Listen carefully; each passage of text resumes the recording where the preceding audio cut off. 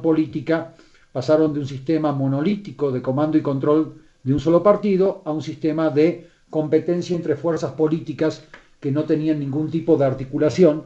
El modelo político todavía no estaba delineado. Cuando eso sucede, cuando el Estado se debilita, los grupos criminales que antes eran gestionados por el Estado pasan a ser los que comienzan a gestionar al Estado mismo.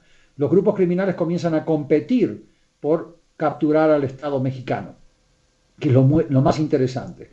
Y cuando compiten para capturar al Estado mexicano, compiten con violencia y compiten con más corrupción, corrupción atomizada.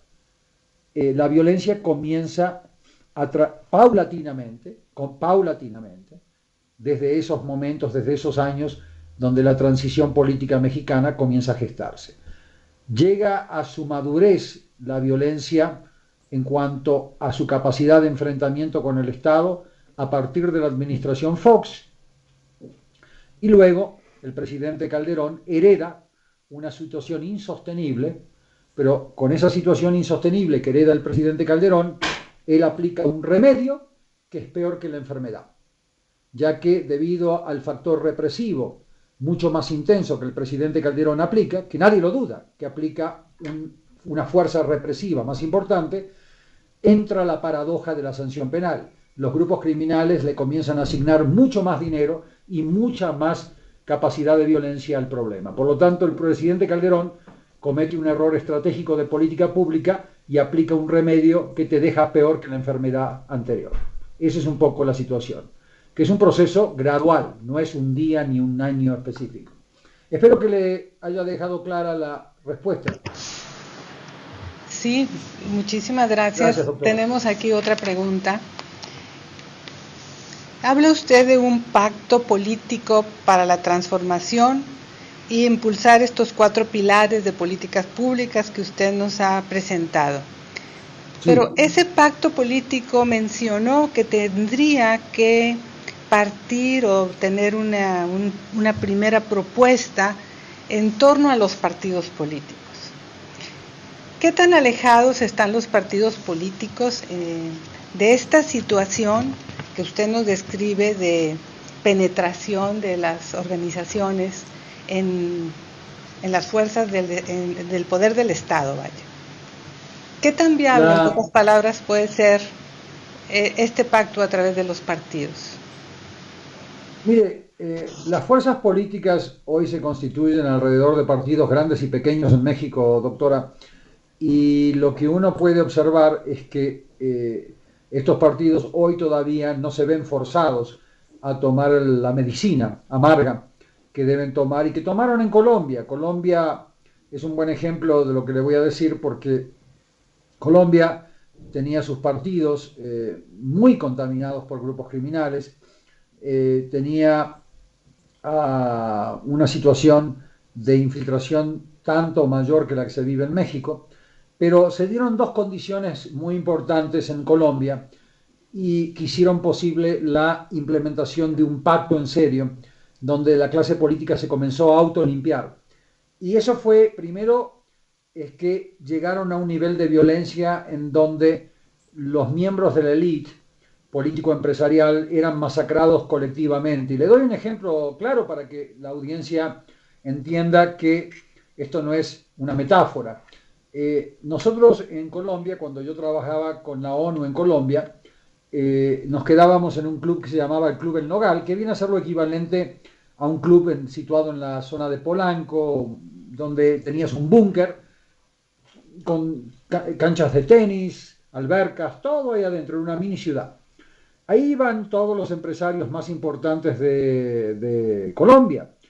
Los empresarios de Medellín y Bogotá venían a proteger a sus familias y a quedarse ahí el fin de semana porque no podían salir libremente en sus ciudades debido a la enorme violencia que vivían, que todavía no se ve en México, todavía no se ve en la Ciudad de México el nivel de violencia que veíamos en Bogotá. Bueno, ese club donde nosotros también nos veíamos obligados a quedarme, que era un búnker de cemento, se fue demolido por un coche bomba como las Torres Gemelas de New York. La clase político-empresarial colombiana vio que era masacrada colectivamente y que ese monstruo que ellos habían creado, esa gente que ellos invitaban a a los Rodríguez Gacha, los Pablos Escobares, que ellos invitaban a sus clubs y frecuentaban. Esa misma gente los estaba masacrando en esa competencia como pirañas.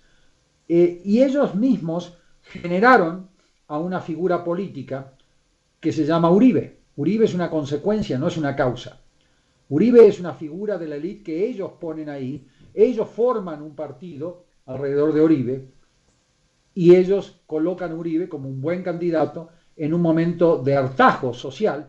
Entonces ellos colocan a un candidato que es el presidente Uribe, que llega con un mandato popular indiscutible, que eso es clave, que es la segunda condición política, una proporción de más del 50% del voto popular y una mayoría en el Congreso, lo que le representa una capacidad de arrastrar a la oposición hacia la implementación de estas medidas, y luego se rodea de asesores internacionales que le vienen a traer todas estas noticias, que entre paréntesis, todas estas medidas eran ya anunciadas en Colombia desde hacía años, y hoy en día ya tenemos que Colombia ha implementado estas medidas sin ningún problema. Entonces, eso debe suceder también en México. De alguna manera, esa situación de hartazgo, de violencia, ese umbral del dolor, le llega a la élite más encumbrada, no la de Nuevo León nada más, sino a la más encumbrada de este país, que es la que toma las decisiones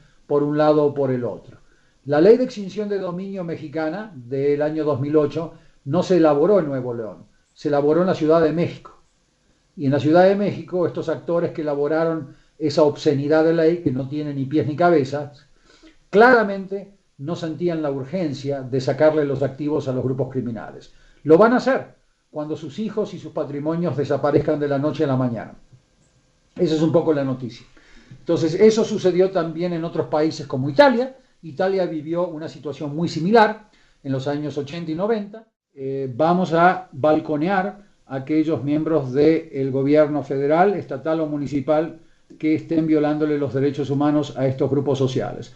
Y eso quizás dé mayores garantías a aquellas jóvenes y jóvenes en la audiencia que deseen participar en estas redes y así salvarle las vidas a jóvenes mexicanos, compatriotas, que están siendo violados, ultrajados diariamente por la delincuencia organizada y sus cómplices en el sector público mexicano y extranjero. Espero que le esté contestando la pregunta, señor.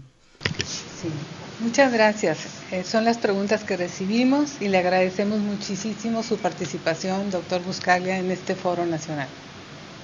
Un abrazo a cada uno de ustedes. Felicidades. Muchas gracias. Igualmente, gracias. Hasta pronto.